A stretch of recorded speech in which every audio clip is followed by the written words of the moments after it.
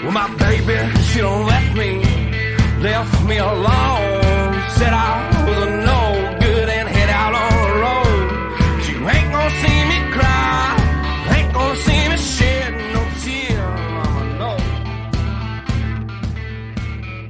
Why would I cry? What is up? What is going on? All right. Well, hello. So this is going to be a fun one. And usually I start by myself, but this go around, we're going to get straight at it right here. So I have the honor of being in the studio here. Well, virtual studio, if you will, with Mr. Billy Stevens. And Billy and I have probably known each other now for about maybe 3-4 years. 5 years. Has it been 5 years? Oh, yeah. Oh my gosh, Billy, where's the I know it. Where's the time going? My gosh. And so I'll just let him introduce himself. Most of you probably know who he is. And so, yeah, it's kind of awkward. We got a live stream going, but it's also like we've got, it goes on audio podcast. So, however you're listening. Hey, so Billy, who the hell are you, by the way? Well, heck, man, I'm Billy Stevens for all you out there. I'm the founder and CEO of Sera Systems, founder, CEO of BillyGo, a plumbing and HVAC company, and a dad, and not a grandpa yet, but getting hopefully soon. We'll find out. If my daughter hasn't said anything yet. My wife and I are waiting to hear that story. But anyway, yeah, that's just what I do. I've been in the trades for a really long time. Yeah. Yeah. Like how long, Billy? Professionally since 96. So 28 years? Yeah. Wow. But you said your dad was a plumber, right? He was. Your dad was a plumber, and you did all the technical work, right? You did all. I did all the technical work. It required a shovel, it required a chisel and a hammer, and it required a pipe machine and a threading tool. Yeah, you were out in the ditches. Yes, sir. Man, oh man, how old were you? Were you just like teenager kind of deal, 20s? Oh no, I started working probably when I was about 10. I always wanted to work. Every summer I was working. When I wasn't working with him, I was hauling hay, cutting grass, whatever it took. I wanted money. Yeah. So did you make any money being a plumber with your dad? And you weren't even a plumber, really. You were a grunt. So my dad paid me in quarters. My dad paid me in quarters, and I would get the quarters, and back then, people would roll quarters, and you would roll your coins and stuff and that's how you kept your change, because change actually meant something back then. Yeah. You could buy stuff with it. Back when you could buy things with money? Really? Yeah. And so I had these little books, and I could put my quarters in there by whatever year they were, because I like to keep them in order by the year. And I had all these books full of quarters. And then, being in the plumbing industry back I guess that was in the late 70s, early 80s, it was a lot more volatile. He was a new construction plumber, and, he would be doing really well 1 or 2 years, and then he would technically fail and have to start all over again. And I remember that I'd saved up all these quarters and had all my books, and my parents sat me down one night and asked if they could borrow my quarters. Really? So they could pay the bills. Wow. And I gave them all my quarters. Yeah. Yeah. What are you going to do at that point in time? Hey, Billy, do you want to have this house over your head? Yeah. Can we get your quarters? Yeah. Wow. That's crazy. Actually, that reminded me of, so your dad was in new construction, but did he know the Krugers, Jan Kruger, the new construction here in DFW? We were from Houston. We didn't live here. Right. Yeah, we were from the Houston area. Outside in the suburbs of Houston. When did you make the pilgrimage to Dallas? I did that in 1985. I moved to Dallas. I was, floundering around where I lived, and my buddy called me and told me that there was this job here in Dallas as a new home building punch out tech. It wasn't even the superintendent, and it paid $9 an hour. And I was in my car in 5 minutes heading to Dallas. Oh man. So you were, that's cool, man. You came to Dallas, you did some punch out work for construction. And then, so how long did you do that for before you ended up, Well, I did it exactly 1 year to the day. I'll never forget, a guy set me down. It was raining and we got in his truck, and it was my 1 year review. And I had taken over 3 subdivisions. I'd done an excellent job, and they didn't have to hire 2 other guys, right? I managed 3 subdivisions in 3 little towns, Grapevine, Hershey's, Bedford, for all of you guys around the Dallas area, you would know that.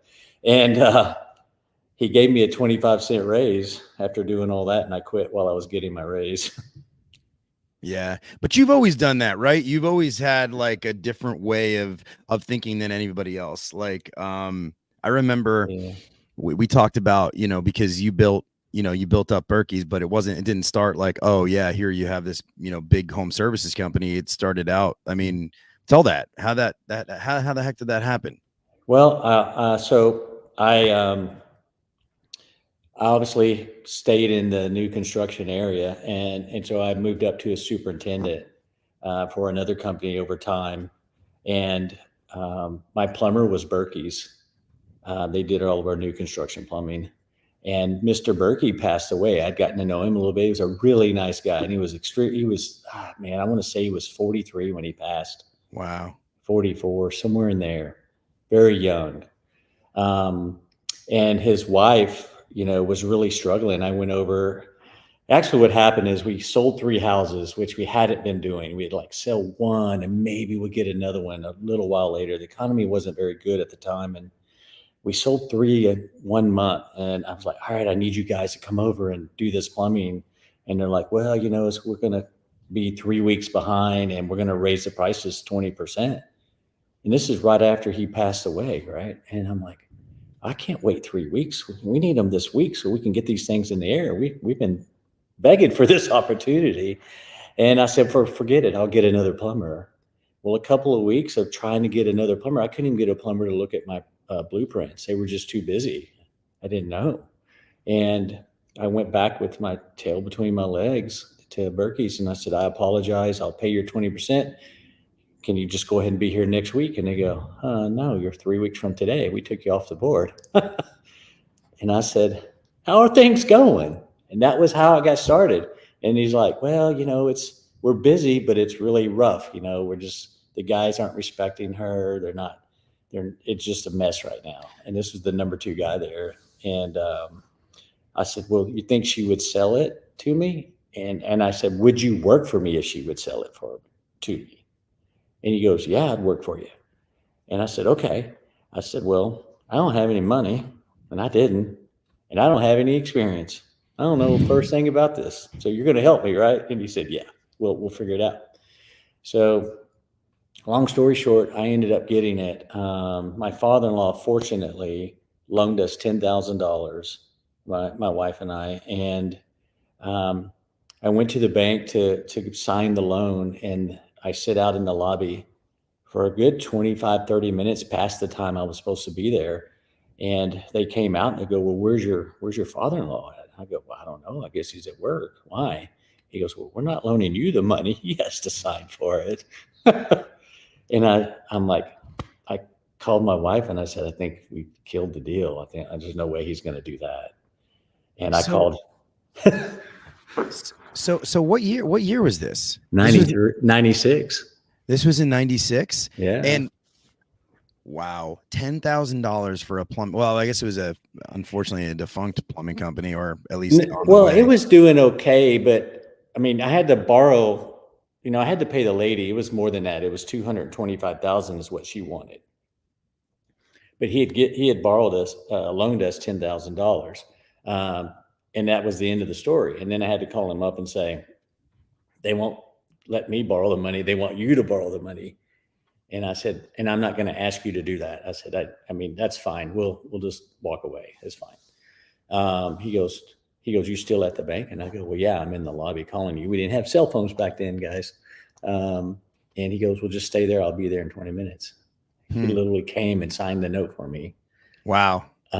Yeah. I mean, who does that? I've only been married 2.5 years to her.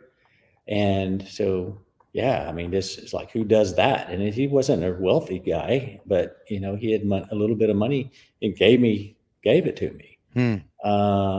So, but he must have believed in you. He must have believed in you, because I know there's a lot of father-in-laws that probably do have money that would not lend the money to, their son-in-law. They'd be like, no, this guy's he's not, but he must have believed in you. He must have seen something in you that said, you know what, this guy's going to do something with this money here. And so and I want to fast forward because I'm curious, right?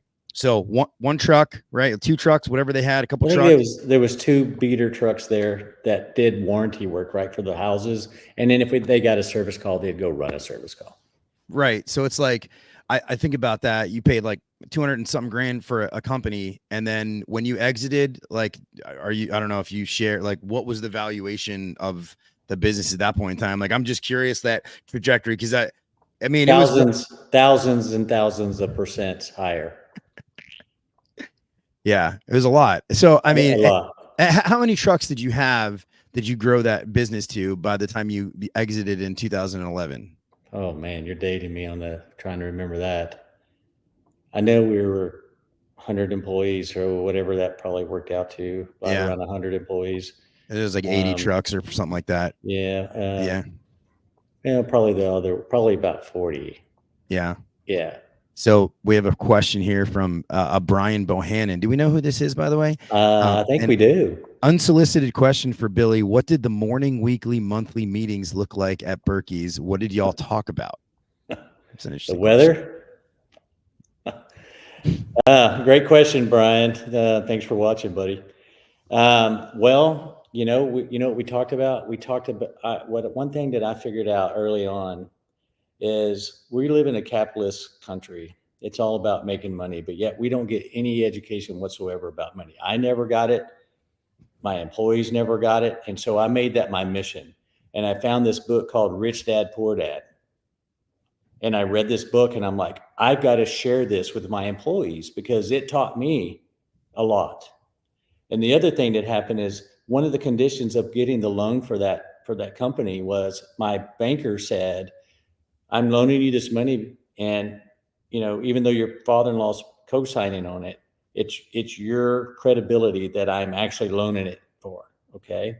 And the banker said, the rule is on the 15th of each month, you will come in here with your financial statements that have been prepared by a CPA, and we will review them and I will teach you how to read financial statements.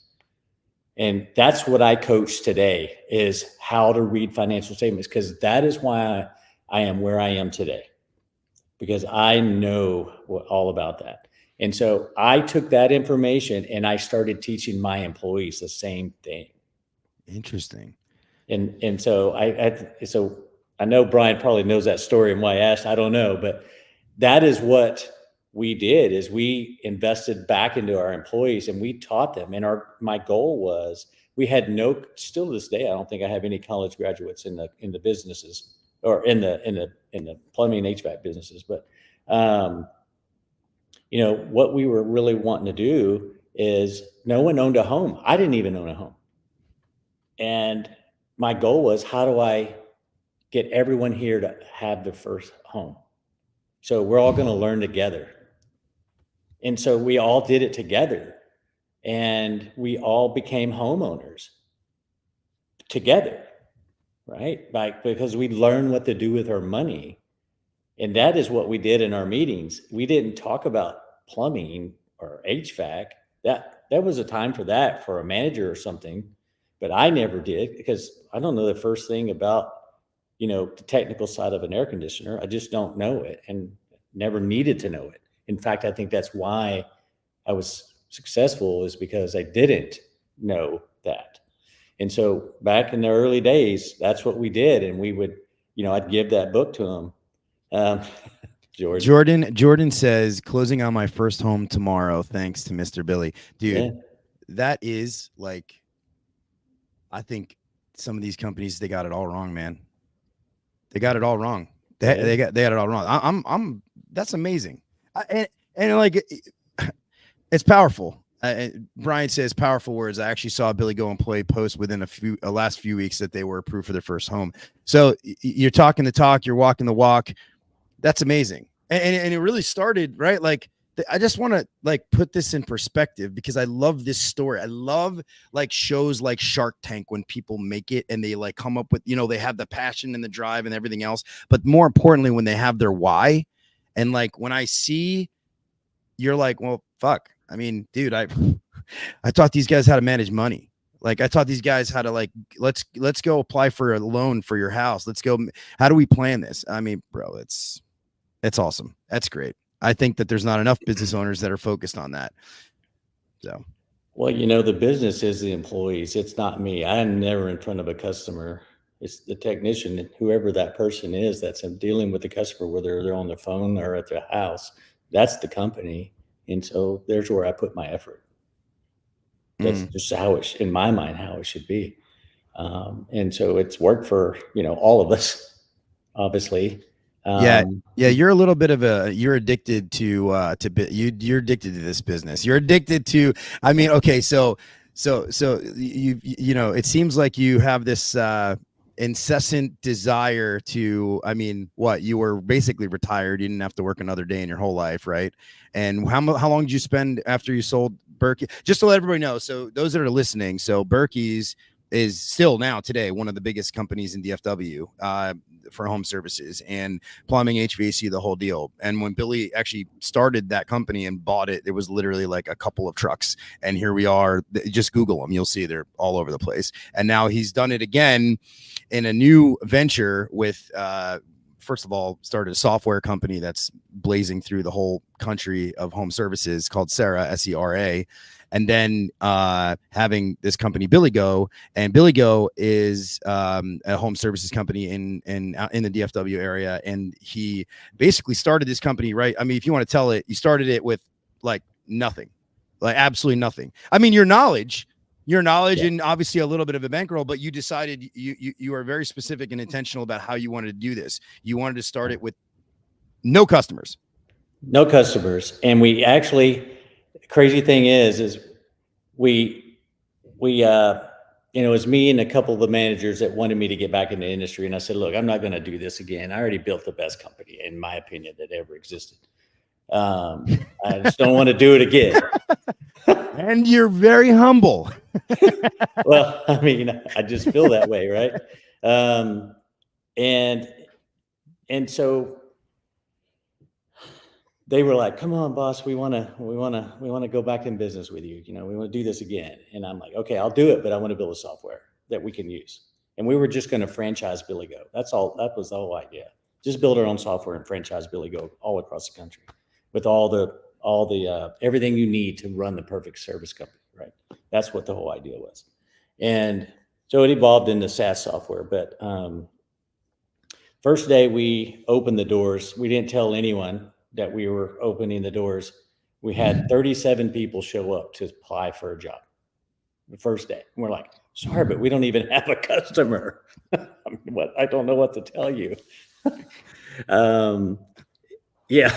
I mean, it's a good problem to have in a world that is so short on tradesmen. It's ridiculous. Yeah, it was pretty, it was a surreal moment. And so we actually ended up hiring 12 people with no customers. And for 3 months, all we did was question everything. I had a warehouse guy. I had an install team. I had a couple plumbers. I had a couple HVAC techs, a couple managers, a CSR dispatcher, and all that. And we would sit around this one table every single day for three to 5 months, from July to January. Yeah, so 5 months. And we would go, what is the problem with what you do every day? How can we fix that?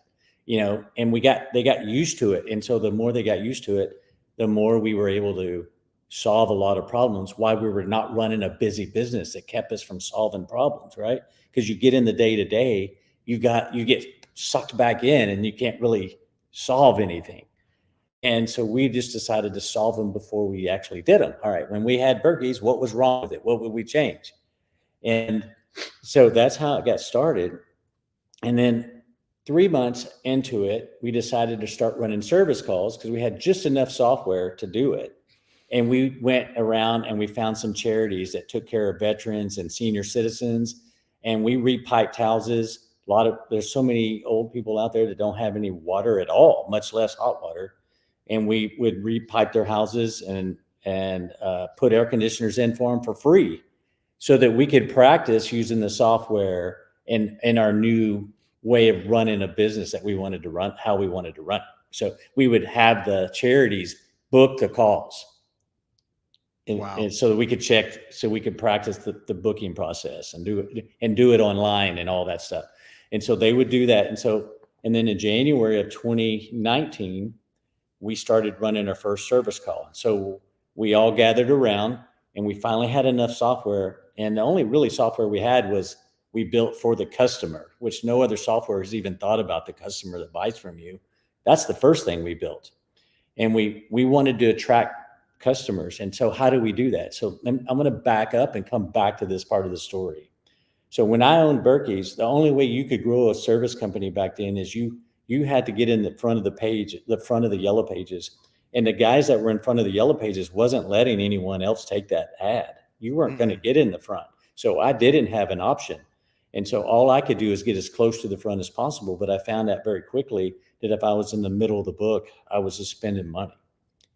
And so what did we do? We started calling all the companies starting at the back of the book. And if the number was disconnected, we bought that phone number. And that's how we built a massive business from the back of the book. Do you know what is so crazy is that if you sat through, I sat through some years back. Okay. I was a member of SGI, right? Success Group International. And I know that anyway, and which is now called Certain Path. And as a part of their sales presentation, they actually took that nugget and said as a, like, to tell, like basically sharing how much information they have for you. They're like, and by the way, this is your golden nugget. Look what we can do. We have such great ideas. And that was exact. And I didn't know that you were the one that came up with that. I had no idea. It was all the way back in 96. Yeah. That's fantastic. Cause if it was disconnected, you just buy the number and then there's a sticker on a box somewhere and you're like, well, I'm going to get some. The phone started ringing. Dude, I remember that. And actually we were talking about that today. And I was like, do you know why, like, A number one Air, which Apex just bought?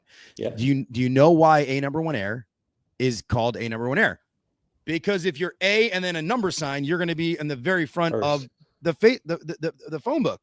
Yep. Crazy. Yep. The idea came from this. There was a new construction company in the same town that I was in, and they were one of the largest home builder, new construction plumbing companies, right? And they would do over 2,000 houses a year for the past 20 plus years. And they put stickers on every water heater, and they moved. And back then, when you moved, you had to leave your number behind because you couldn't take your number with you if you moved to another town. It was a different area code and a different prefix. It's probably the same area code because it wasn't as many people, but it was a different prefix, the first three numbers after the area code. And they moved, and I'm like, called over there and it's disconnected. I'm like, oh, holy cow. So we rang it, we forwarded it into our business, and we grew. We just blew up all of a sudden. So smart. We were bigger than the guys in the front of the book. Yeah, that's so smart. And then, so you came up with these snazzy ideas. I just want to like draw a parallel, right? So a smart idea back in the 90s got you to where, right? Like going from one tiny little truck to being where you were. And then, right, like later on at BillyGo, you spent all this time hashing out ideas, trying to make things more efficient. Now, my one takeaway in just our sort of relationship and our camaraderie, friendship, and acquaintanceship has been how efficient you are. And I've taken that away. And one thing that I want to tell, especially because there are a lot of like smaller business owners that listen to this podcast. And one of the things that I think people tend to forget, and this is something that Sera, you brought to light with Sera, which was you spending so much time in your business, you're not spending any time on your business. You can't get out of the truck. And taking the time to map out, plan, and create efficiencies in your business is the surefire way to help that. And I know it's not a business building podcast, but it goes to, that's a part of the journey. That's your journey. That's your story. And I had to write my own story. Right. I think there's not enough attention paid to that one thing. And we get into the doldrums, and then we don't spend time planning and like, let's hash this out. Let's have meetings so we can sit down and like, well, what are we doing? We should be out in the field and blah, blah, blah. Like, okay, yes, but we got to build something here that's repeatable, that we can do over and over again. And, take it from a guy like Billy, who's done it 800 times. But now I want to go back to the 90s again. And then come early 2000s, you did something else that was pretty genius at the time. No one was on the forefront of. So back to the phone number. So we got them forwarded, right? So I'm going to go from the 90s and I'm going to go over to 2018. Here we are with this new company, BillyGo. And I'm thinking, how do I do that again? How do I take these phone numbers and forward them into my business so I can start a brand new business without acquiring any businesses? So I had to figure out, how do I do that in the modern world? Because now we have Google, right? And so I started doing my research, and I found out from talking to different web companies that the average time spent on a plumbing HVAC website is less than 30 seconds. And I'm like, okay, well, let's just build something that keeps the customer on your website longer. And so when we built the software for the customer first, it was designed for them to have a customer portal. And when they would either come in online or call on a telephone and the CSR was dealing with it, we were doing those transactions on the website, on our website, instead of it leaving the website. Because everybody else that has online booking, it leaves your website. If they come in on your website and then you do online booking, even on your website, it leaves your website and goes to whoever is the provider of that online service. So genius. It's the most genius thing so your SEO goes through the roof because everybody's acting on your website. My old company's 3 miles away, and we were ranked number 1, 2, and 3 on SEO in 3 months after being in business. Yeah. It just went straight to the top with a big PE firm, just down the road. And so we just did it again. We just repeated what we did. We just did it with a modern twist. And that is how we grew it. So we turned the switch on in 2019, January 2019. We turned the switch on. 47 minutes later, we get our very first service call from Facebook. And it was an actual water heater replacement in 47 minutes. And we had bottles of champagne because we knew that day we were going to turn it on. And so we wanted to celebrate all this, the 5 months of volunteering, giving away free stuff, spent lots of money paying people, giving away stuff, doing all this stuff. And we finally got our first service call 5 months later, 47 minutes after we turned the daggum thing on. And then we all popped the champagne and we're drinking the champagne and really celebrating. We're so excited because we worked so hard and then about 10 minutes goes by and we're like, oh crap, we got to go run a service call. So all that work. But you know what? I think there's a lot of people that have one very important question for you, Billy. And it's, especially in DFW, man, why couldn't you have just stayed retired, bro? Because I felt like the honest truth was I just felt like I had too much to give back. I wanted to give back. I wanted to show people that we could do these things. And that's what I wanted to do. And that's what I do. I do that. That's what I do every day. You once referred to yourself as like you said this about yourself, and I agree with this, but you're a builder. You love to build. You love to build people up. You love I think it's remarkable. Throughout the years, I'm curious, and this is a tougher question. Okay. So do you have regrets throughout the years of things that you've done that maybe, or things that happened or transpired that? I mean, yeah, I mean, there's always, mistakes made, regrets made, gosh, there's tons of them. Obviously you put me on the spot here.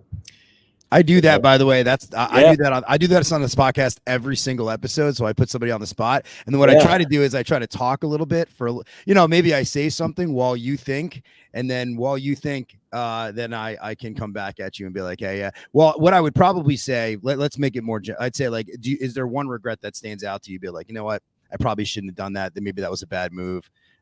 Maybe one specific thing. um, well, it's just kind of hard to say if it's a regret or not. I mean, but there's some things, where, just things happen and you just say, you know what, I just think it's best we move on.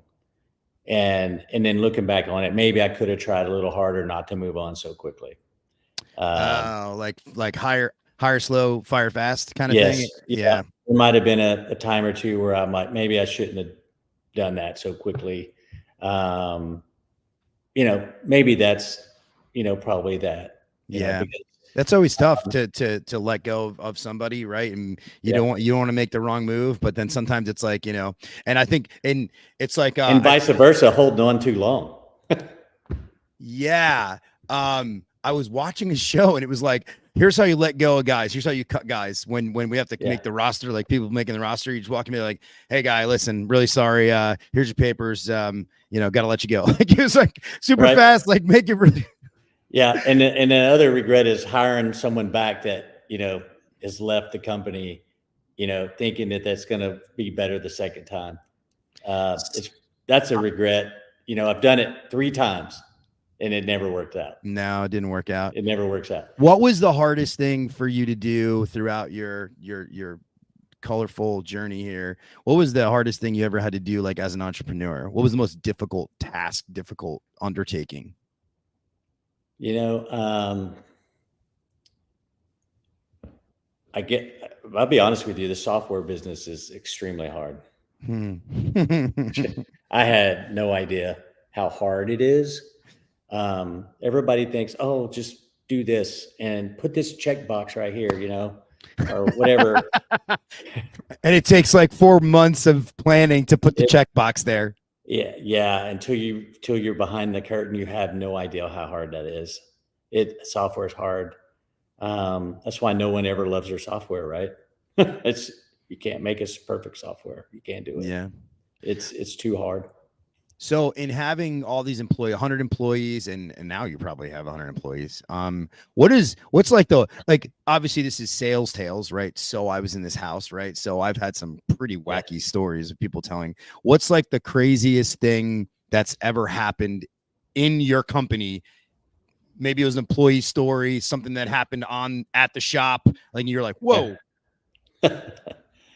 So we had this guy. I hope he sees this. I haven't seen him in many, many years. I'll even say his name. His name is Larry Atkins. He was an awesome kid. And Larry was a character. And there was a guy. We had this small shop, and we were in a small little strip center commercial shop thing. It wasn't like, it was just a small area. And we all shared parking. You had the alley in the back, and everybody shared, and you had a little bit of parking in the front. And he was over across the street. I think, he worked in the warehouse or something. And this guy one of the guys that was a tenant over there, he got to know really well, was having a heart attack or something. And this is so true. It doesn't even sound like it could be true. It's so funny, Bo. And you just got to know Larry, because they were probably over there smoking pot or something for sure. Because that's Larry Atkins. That was back in the day. And Larry comes running out. Oh my gosh, he's having a heart attack. What's the number to 911? What's the number to 911? And he's serious as a heart attack. He's freaking out. Anybody know the number to 911? I'll never forget that story. That was the funniest thing. Even though the guy ended up being okay.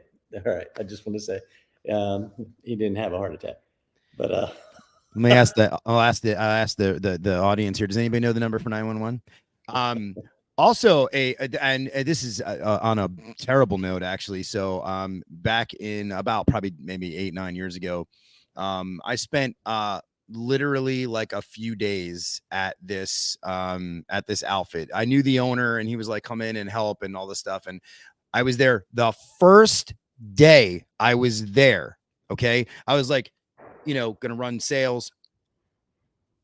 All of a sudden, his warehouse manager, who is his longest tenured employee, is in the back, lying down. A cigarette is lit. It is on his chest. He is not breathing. He is blue. Screaming, yelling. Everybody's going, get the phones. Oh my God. It was the craziest thing ever. First day there, died. He was like 45, maybe 46 years old, dead. Oh like, my gosh. It was the craziest thing I've ever seen in my life. Ambulance, fire trucks, everything. He had like small kids. It was a terrible thing. Turns out, and this is pretty crazy. Turns out that after they did the autopsy and everything was revealed, it was actually a fluke, crazy thing that happens periodically to smokers. Like his heart just stopped. They couldn't resuscitate him. It was nuts. I never seen anyway. Oh. Yeah, that's pretty crazy. So that was the craziest thing that ever happened. That's pretty crazy. It is crazy. Let me ask you this: do you have any like employees over the years that like, not so much the craziest thing that happened, but like an employee that's like just lives with you? Like you just think you're like, man, I'm so changed, different. I'm so inspired, whatever it is, by an employee that you've had.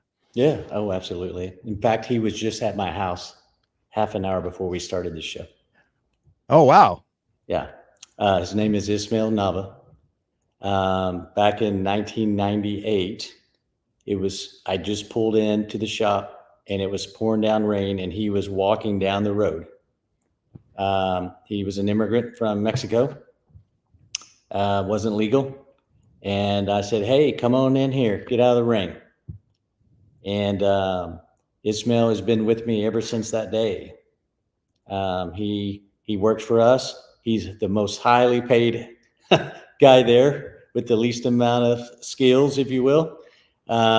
He only can see through, one eye now. And but I sponsored him. He's an American citizen. I sponsored him and got him to be, and he brought his family over. He just one of those guys. He's just perfect guy for me, tender-hearted fellow. And he was just at my house 30 minutes ago. He's been with me since 1998. He actually even owned we got him his first brand new home as well. So we wanted everyone to own a home when we had Berkey's. That was the goal. Everyone was going to own a new home. Because back then, guys, that was a privilege. It wasn't just like it is today where you can go get a home. It was a privilege to be able to own a home. The scrutiny to get a mortgage was insane. Yeah. It was insane. I remember when I finally got to get my first new home, I had lived a very short time in Corpus Christi right after I got out of high school. And I had an unpaid electric bill of $27 that kept me from getting a mortgage. And had to go down there and file all this paperwork and pay the $27 and come back and prove it before I could close on a home. I've heard similar stories. Utility bills you had to pay your utility bills in order to get a mortgage. I want to point something out to you because, and this is a little off topic, but I think it's important for us to note, especially with the election coming up and everything else. But like, bro, your story with what was his name again? Ismail. Like, it's everybody should hear that story, because here's a guy who has worked as hard as you possibly can and, made a difference for you, made a difference in society. That's awesome. And you sponsored him, which this is like, that's amazing. And I don't think anybody really knows that. So like, do you ever reflect on the fact that I don't hear anybody say anything bad about you? I hear people say bad about me all the time. I mean, people fucking hate me. I swear. It's like, it's like either people love me or they absolutely like ungodly, like ridiculously hate me. And I mean, I've lived with it my whole life, but I haven't heard anybody say it bad. Do you ever reflect on that? What does that make you think of when you're like, oh, you know what I mean? Like you're respected. People know you. There's no drama around you. It's kind of like you just give back. You give. And you've been really successful. But my observation has been that you've given away a lot of free information too. Well, yeah, well, I don't have an ulterior motive. I think that helps a lot. Right. That's not the way I function. I'm not out to do something, be something to get something else. That's not what I worry about. And there's people that don't like me. I mean, come on. I think that's a little strong statement there. I didn't say nobody didn't like you. I just said I don't usually hear people talk, like, you know what I mean? Like you hear it. I mean, it's so loud now with these different groups and stuff like that. Yeah. People are always talking shit about it. But don't engage, I'm not going to engage. I don't care what, I'm just not going to engage. That's not what I'm going to do. And I will try to, mentor even someone that doesn't like me. If they want to listen, I'll talk to them. If they don't, that's fine. It doesn't matter. I appreciate that. Maybe you just don't know very many people. I don't know. I think I don't think people could say that. I think most people would say, I know a lot. It's funny. I go to these trade shows and like my buddies are like, dude, you know everybody. It's crazy. But yeah, anyway. Well, maybe they hate me, but they hate you worse. Yeah. So they don't think about me. They're just thinking about you. What's up, Tersh? Yes. You're one of my favorite fellas in the whole world as well. So can I ask though, like, okay, can you talk about your exit? Tersh. Can you talk about your exit? I'm curious, like, okay, you have Berkey's now, and then you sort of approach a group, you form a group, and do you want to talk about that? Cause Sure. Let me, because this is an interesting story, because I was the first company to get involved with private equity. So we were ground zero, for the private equity movement. I met a fella out of Washington State. He was a Stanford grad, very smart guy, still in the space, respect him a ton, learned so much from him. And I don't know how he got a hold of me. I don't remember, but he called me one day and we talked. I think that I had a friend that was in a business broker or something. I just don't remember exactly how we met, but anyway, we got to talking, and he was looking at a large company, or a larger company than mine, in Phoenix, Arizona, and they just weren't moving. They weren't taking the bait. He ultimately got them later, but didn't get them at first. And I said, I like this story. I'm a guy that likes to take challenges on and create things. I like building stuff, like you said earlier. And this intrigues me, this private equity idea that you have. And I like what you're wanting to pay me for a portion of my business. And so we formed a company with a third guy that owned a much larger fund. We started a company called Berkey's Holdings. And Berkey's Holdings was started in 2011. And of course, Berkey's was the platform company for the very first private equity firm. Okay. And so then we went out and bought. In the country. In the country, for this new way of buying companies through private equity, right? And we went out and bought one of the larger companies. A good sized company in Houston called Abacus. Oh yeah, Abacus. Yeah, Alan O'Neill. And talk about a story. If you can get him on your podcast, he's got a great story that I think you should hear too, if he's willing to do that. And so once we did that, we just started trying to figure it all out. We had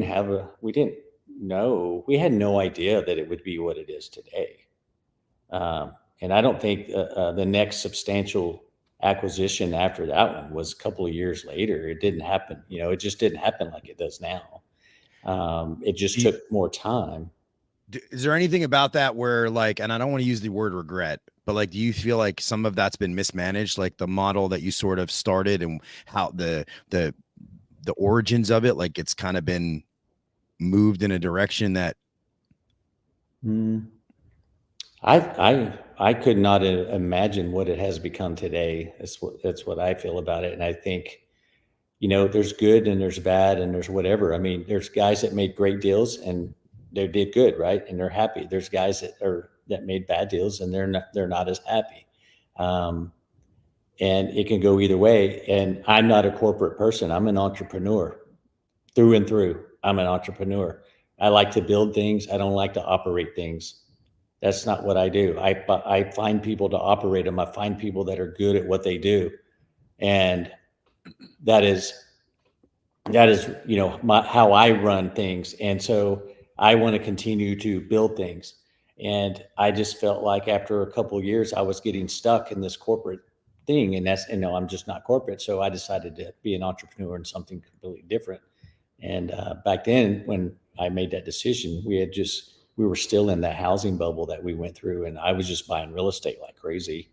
And that was my new job for a while. And then when did that form into the wrench group, right? Or something? So I exited, and then the other two partners exited, and then what was left over was the wrench group. And then you mentioned Apex, Graham Weaver. That was my partner. He's the head at Apex, and then Colin is the head of a group out of the Seattle, Washington area now too. Like it's kind of crazy when you look at timeline here. Like you're like in the ditches, literally digging with your dad as a apprentice helper plumber, to like buying a tiny little 1, 2, 3 truck company, to doing the things necessary, coming up with great ideas to build that company up, and then I mean, it's just insane. Like the trajectory is just nuts. I mean, it's truly the American dream in a way. But like, can I ask you, did you ever think like when you were younger, like starting, you were like, you had this thought like in your head, or kind of just things, you set things in motion, and as they happened, you sort of seized opportunities, or you like knew like, this is what I'm going to do? I think I kind of always knew I was going to be an entrepreneur. I didn't know the name. I didn't know the word. I didn't even know that word existed. But I'll tell you, when I realized it, I was 15 years old. All I ever heard from my parents is get a job, stay there, do your time. My grandparents were very influential to me. I spent a lot of time with my grandparents, and it was all about do the time and then get your pension. That was what my families did. That's what they did. And it just never felt right to me that I wanted to do that. I just was too restless for that. I just felt like time was wasting. I tried college for, half a semester, and I was like, why am I here? There's money to be made. There's things to do. There's things to be built. There's things to do.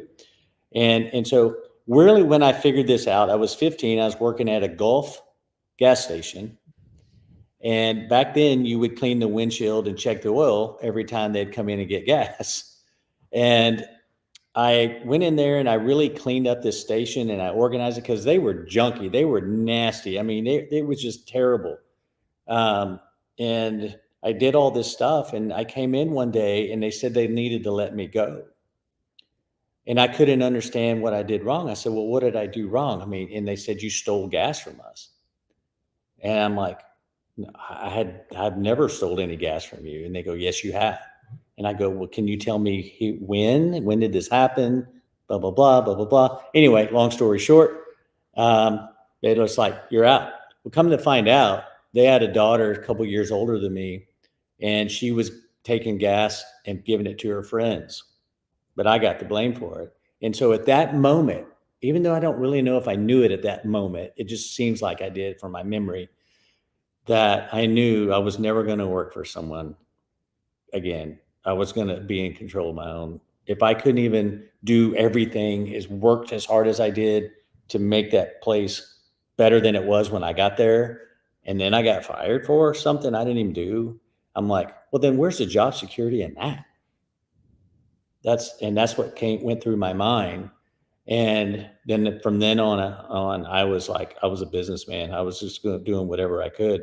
And I literally, I moved down to Corpus where my grandparents lived and moved in with them right, not long after that, right after I graduated, a couple years later. And so I met a friend down there that owned his own rental firm where they would rent, just about anything, tables, whatever. And he had this thing called a pressure washer. And it was a big, powerful pressure washer. And this was new when the new Honda engines came out. And this was in the mid 80s. And he had a worn out one that he sold me. He financed it for me. I think it was like $800. He financed it for me. It was a worn out, chunky thing. I rebuilt the pump and everything. And what I did was what I saw was the boats. They would take the boats and they would pull them out with these cranes, and they would have all these oyster shells all around them and stuff. And they would pay all this money and people would scrape them off and they would do all this work. Well, I went and got some scuba gear and took my pressure washer and took a powerful a light, and then I cleaned them while they were still in the water at half the price. And the next thing I know, I had a business, and that was called Seaside Detail. And that business is still in existence today. No way. No way. Is it really? Yeah, it's still there. What? Seaside Detail. What? So was that the 80s? Yeah, it was the early 80s. Yeah. What? And so you were that is awesome. But see, Yeah, that's the mind of like that's crazy. I was 20 years old, and I had this. Yeah, and I got to be in the water every day too. It's hot down there. with scuba gear on. I was just down in Corpus. It's really, I love it down there. Yeah, me too. So you actually sprayed them down while they were in those. So that's pretty crazy. That's so crazy. I'm trying to think about that, like from a logistical perspective. Well, I guess the hose is down there, so you still get a lot of pressure. Yeah. I mean, I could do it right up against. They were docked up against the the side of the land. And if I had too far to go, I could put the pressure washer inside the boat and run water hose. And then I could take the hose with the wand over the top of the boat and into the side of it. How long did you do that for? I say about 1.5 years, and then I sold it for $90,000. What? Yeah. 90 grand in the early 80s? Yeah. Oh my gosh. And I was like 20 years old. Wow, that's a massive amount of money. It was a lot of money. Yeah, it's 90 grand. How many? Did you have any other employees? Yeah, a couple of guys. That hope they showed up every day. Oh my gosh, you didn't have a lot of overhead. No, there was zero overhead. Gasoline, a trailer to pull that thing around, and one of the bum friends I had that would come help me that day. Wow, huh? So. Let me ask you this, and I ask this on every single episode, so I'll ask it in a way that makes sense so typically the question goes like this: what's one customer you've had that their story, the experience you had with them lives with you? Now, in your case, it may not actually be a customer because you've owned a bunch of businesses. I'm wondering if it's an employee, potentially, or just an experience that changed you, that lives within you wherever you go. Well, this was right after I bought Berkey's. It might have been, I don't know the timeline, but in the first 3 to 4 months, there was an older fellow that had worked at Berkey's, and I had not met him yet. I had heard that he was in the hospital because he had a heart attack. And no, it wasn't. I'm sorry. He had cancer. And yeah, I remember this day. I'll always remember this day. I remember going home to my wife and breaking down. I'm not a very emotional guy like that, but I did break down after I met with this fella.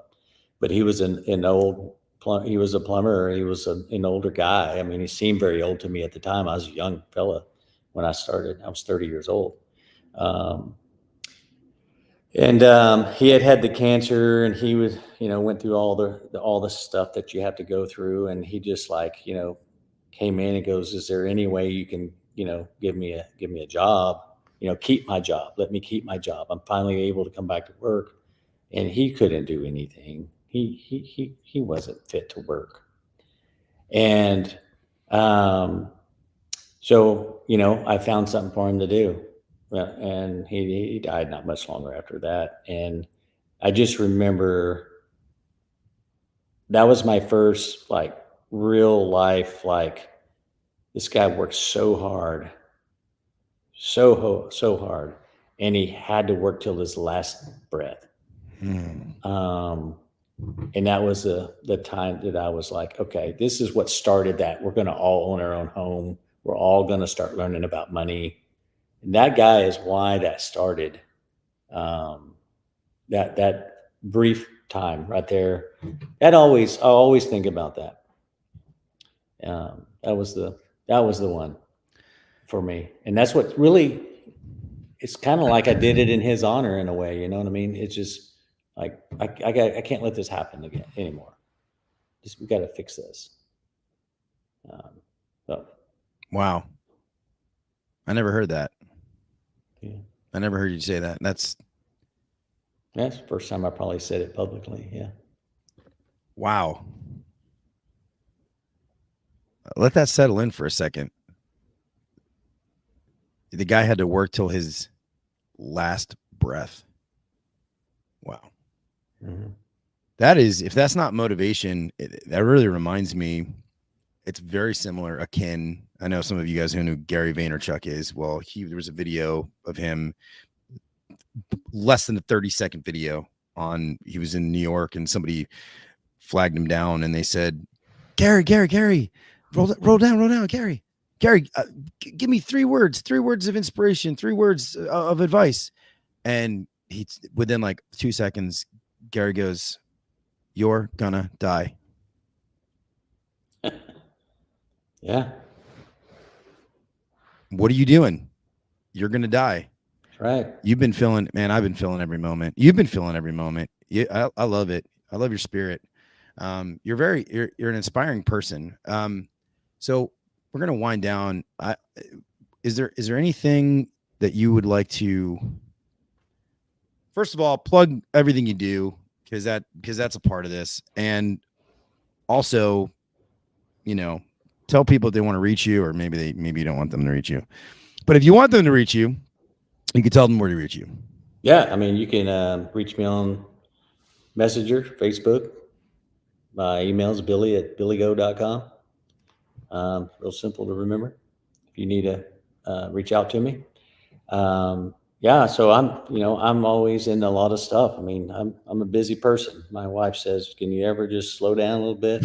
But I love your wife, by the way. She's fantastic. Well, let me tell you what. I'm just going to do some plug for you real quick. My wife is in love with Everett Lipple. Hey, Stacy. She's like so excited when I told her I was going to do a show with you. And she was standing around here earlier before it got started. I guess she went and hid, so she wouldn't be. She doesn't want to be. She doesn't want to be on. She want to be on it. She's background. She's fantastic. Yeah. She's a wonderful woman. And you know what they say? Behind every great man is an even greater woman. You got that right. Yeah. I don't think a lot of us that are in the field, whether it's male or female, I don't think we give our significant others enough credit actually for having to deal with our ridiculousness. Oh, I wouldn't deal with me. Oh my God. I feel so bad for Dana. I really do. I feel so bad for her. She has to deal with my ass. Golly. Yeah, they're yeah. I don't know how they do it, but hey, thankfully they do, right? Where would we be without them? So absolutely. And so BillyGo, yes, but also for those of you that are in the trades that are plumbing, HVAC, you just really about any trades. We're just about in all verticals. You should definitely explore Sera.